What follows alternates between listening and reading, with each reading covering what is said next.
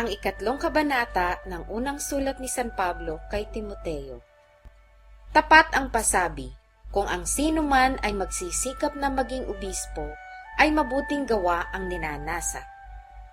Dapat nga na ang obispo ay walang kapintasan, asawa ng isa lamang babae, mapagpigil, mahinahon ang pag-iisip, mahusay, mapagpatuloy, sapat na makapagturo.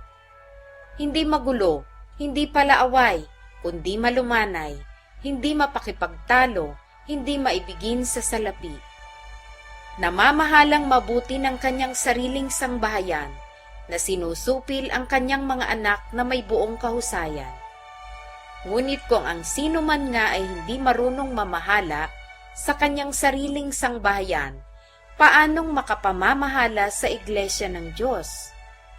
Hindi baguhan, baka siya kung magpalalo ay mahulog sa kaparusahan ng dyablo.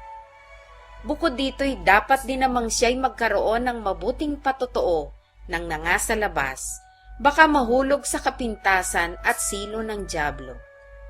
Gayon din naman ang mga diakono dapat ay mahuhusay, hindi dalawang dila, hindi mahilig sa maraming alak, hindi mga sakim sa mahalay na kapakinabangan, na iniingatan ng hiwaga ng pananampalataya ng malinis na budhi.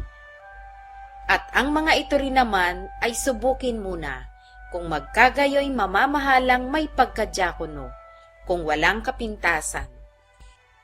Gayon din naman ang mga babae, dapat ay mahuhusay, hindi palabintangin, mapagpigil, tapat sa lahat ng mga bagay. Maging asawa ang mga diakono ng tig-iisa lamang na babae na pamahalaang mabuti ang kanilang mga anak at ang kanilang sariling mga sangbahayan. Sapagkat ang nangamamahalang mabuti sa pagkadiakono ay nangagtatamo sa kanilang sarili ng isang mabuting kalagayan at malaking katapangan sa pananampalataya na kay Kristo Jesus. Ang mga bagay na ito ay aking isinusulat sa iyo na inaasahang makararating sa iyong madali.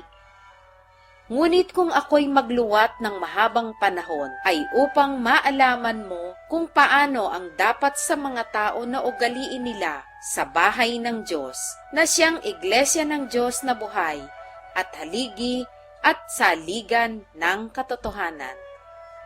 At walang pagtatalo, dakila ang hiwaga ng pagka-Diyos, yaong nahayag sa laman, pinapaging banal sa espiritu, nakita ng mga anghel, ipinangaral sa mga bansa, sinampalatayanan sa sanglibutan, tinanggap sa itaas sa kaluwalhatian.